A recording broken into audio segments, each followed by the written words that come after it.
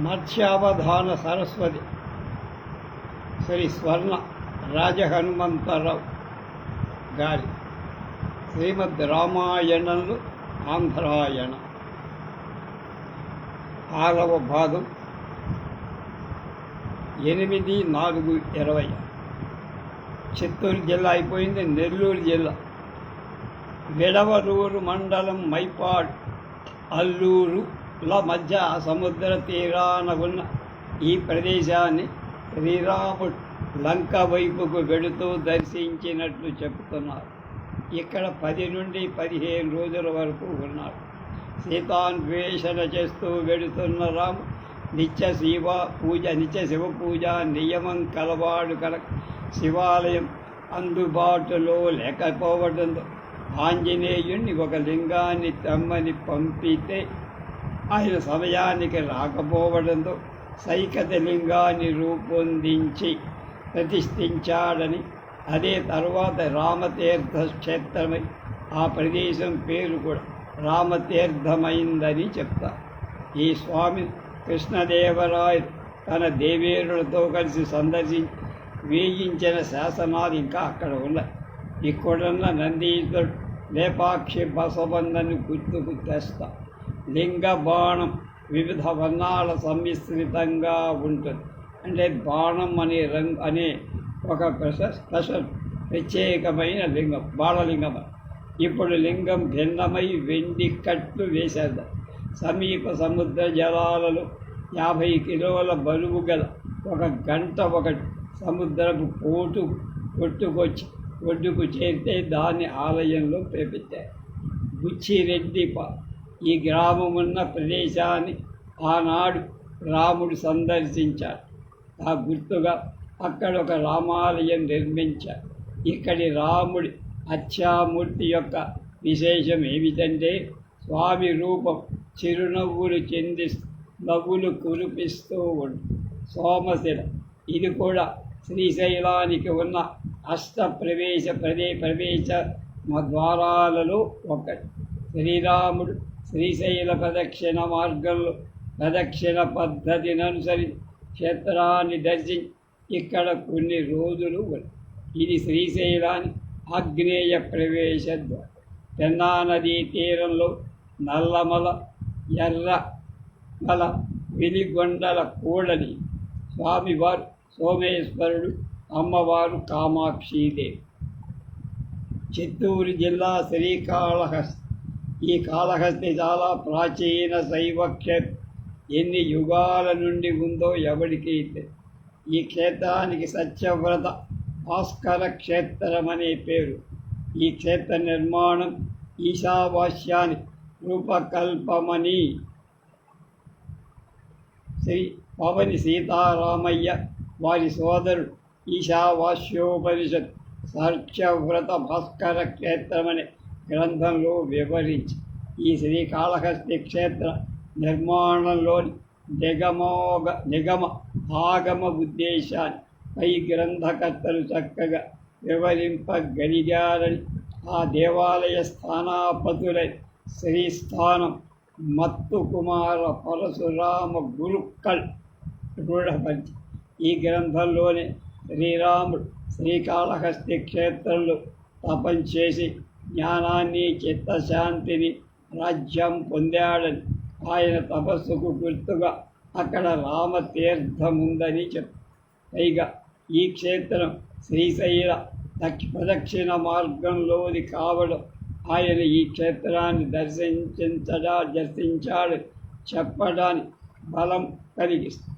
శ్రీకాళహస్తీశ్వరుని శ్రీరాముడు అర్చించాడని భూర్జట్ కాళహస్తీశ్వర శతకంలో ఇలా: నీ రూపంబు తలంపగా తుని మొదల్లేగాన నీ వైనతో రారమ్మని ఎంచు చెప్ప రంభంబు ఇంకేటికి నీరన్ముంపు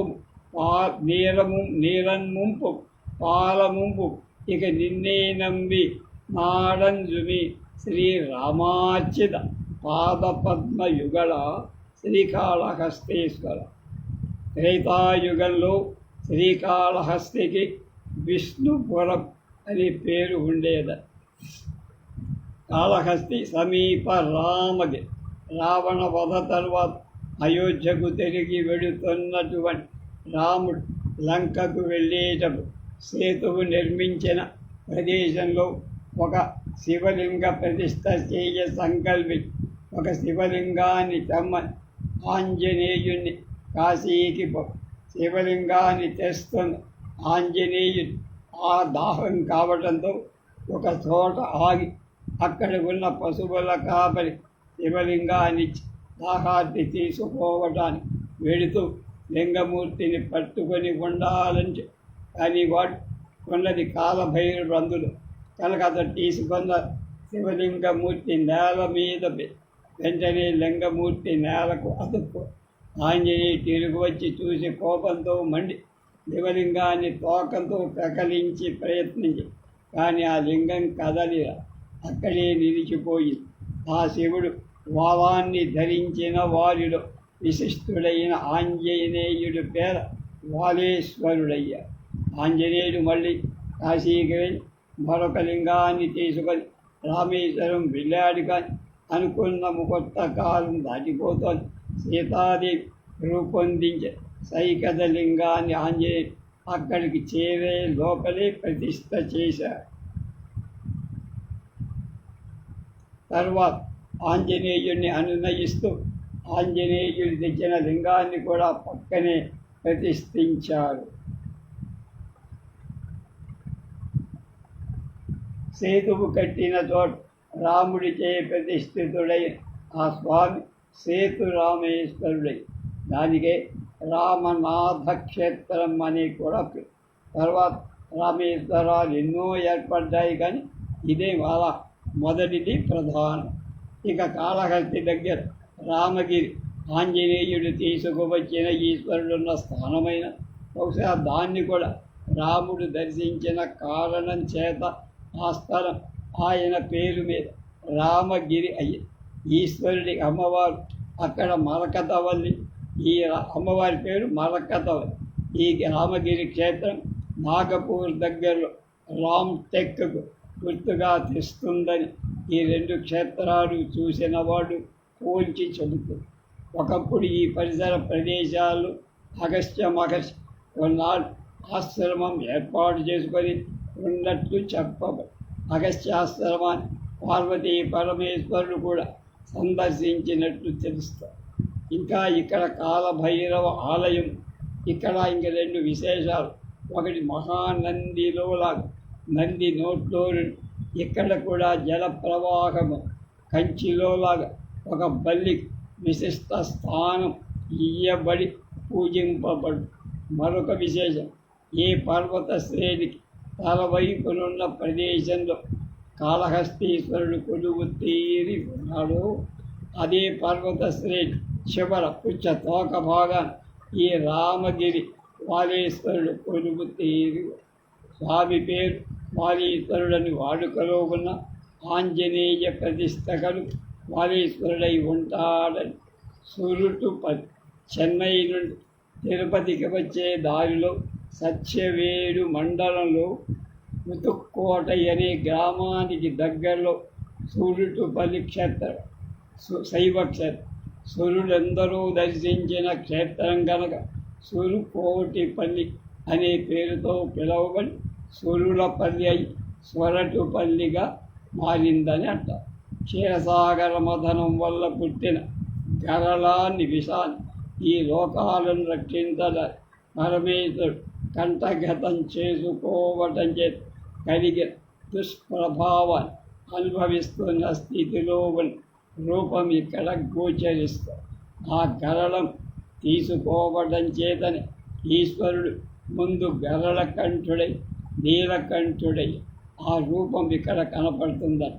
శ్రీరాముడు భార్యా వియోగ పరితాపాన్ని సీతాన్వేషణ చేస్తున్న సమయంలో ఈ స్వామి సేవించుకున్నట్టు చెప్ప. దీనికి శివశయన క్షేత్రం అనే పేరు. ఏం చేతంటే శివుడు గరళం కంఠగతం చేసుకున్నందు కలిగిన బాధతో వడలు తెలియని స్థితిలో పార్వతీదేవి ఒడిలో పడుకొని ఉన్న రూపంలో ఇక్కడ కనపడతారు కనుక సామాన్యంగా అనంత పద్మనాభ స్వామి శయనించి ఉన్న భంగిమలో మనం చూస్తాం. కానీ ఇక్కడ శివుణ్ణి ఆ భంగిమలో చూడటం జరిగేది ఇక్కడ ఒక్కరు. తమిళ దేశాన్ని అతి దగ్గరలో ఉన్న కారణం చేత స్వామివారు పల్లికొండేశ్వరుడుగా ప్రసిద్ధి. తమిళంలో పల్లికొండ అంటే పడుకొని ఉన్నవాడు అని అర్థం.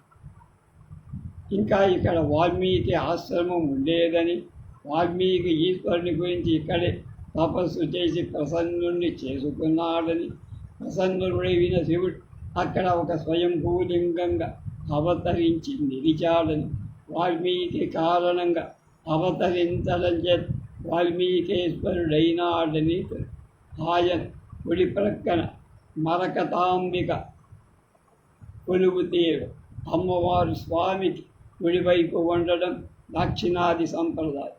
తమిళ ప్రభావం ఉన్న ప్రాంతంగా అమ్మవారిని మరగదంబిక అంటారు. ఇంకా ఇక్కడ స్వయంభూ గణపతి కూడా.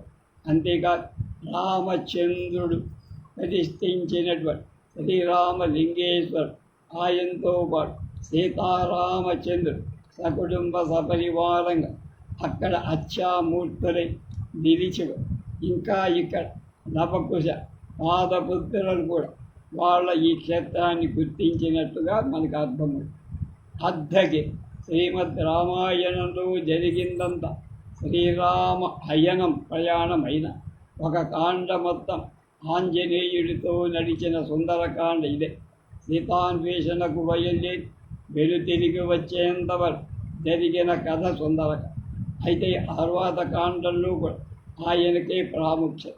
ముఖ్యంగా యుద్ధకాండలు మూర్ఛపోయిన లక్ష్మణుడు ప్రాణాపాయను కాపాడటానికి ఆంజనేయుడే ఆధారం.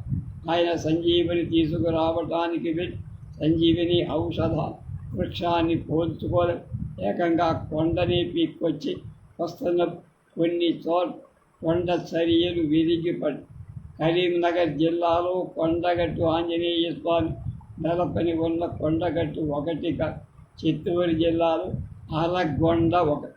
ఇది చిత్తూరుకు 2 కిలోమీటర్ల దూరం. ఈ ప్రదేశంలో సంజీవని పర్వతంలో సుమారు సగం భాగం విరిగి పడటంలో అర్ధగిరి అనే పేరుతో ఆ సంస్కృత పదాన్ని తెలుగులో అరగొండ కనుక ఆంధ్రదేశం ఈ అరగొండ అని తెలుస్తుంది. అక్కడున్న వీరాంజనేయ దేవాలయంలో నిర్మాణాలు అప్పటి వాస్తు నిపుణులు చూపిన ప్రతిభ అత్యద్భుతం. ప్రభాత సమయంలో సూర్యకిరణాలు కిందగా ఆంజనేయ పాదాలు స్పృశిస్తూ క్రమంగా ఆ కిరణాలు పైకి వెళ్ళి శిరస్సు వరకు సాగుతాయి. ఇక్కడ సంజీవని తీసుకొచ్చిన సంజీవరాయని కొలను స్నానం చేస్తే ఎన్నో వ్యాధుల ఔషధంగా పనిచేస్తుందని ప్రజా అనుభవం. ఈ రకంగా ఇది వీరాంజనేయ తీర్థరాజు అంజనాథ్.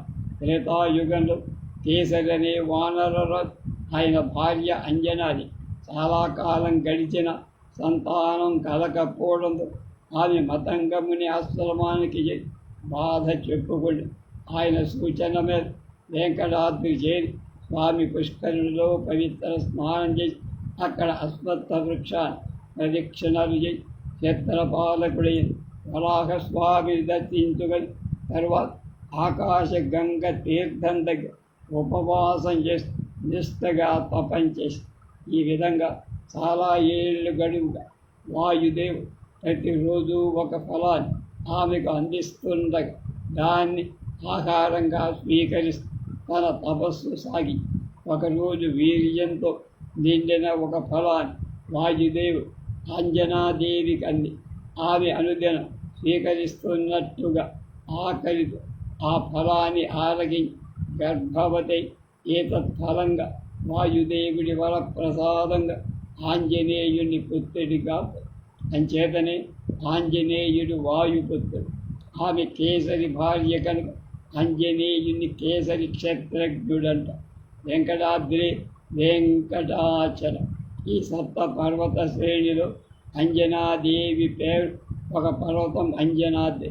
ఈ విధంగా తెలుగు గడ్డపై పుట్టిన ఆంజనేయుడు పేరి పెద్దవాడై వారి సుగ్రీవులను కిష్కింద హంపికి దగ్గరగా విరూపాక్షుడు కొలువై ఉన్న చోట పంపా సరోవరానికి దగ్గరలో ఇది బళ్ళారి జిల్లాలో మొన్నటి వరకు జస్టిస్ వాంచూ కమిషన్ నివేదిక వల్ల ఆంధ్ర కర్ణాటక ప్రాంత విభజన జరగక బళ్ళారి జిల్లా కూడా ఆంధ్ర అంతర్భాగం. అయితే హంపి దగ్గర కూడా ఒక అంజనాద్రి ఆమె తపస్సు చేసింది ఆ కొండ మీదే అంట. ఆంజనేయుడి జన్మస్థలం అదే అని కొందరి అభిప్రాయం. రేపు తిరుపతిలో ఆంజనేయుడు శ్రీరాముడు ఏం చేశాడు అనే దాని గురించి తెలుసు.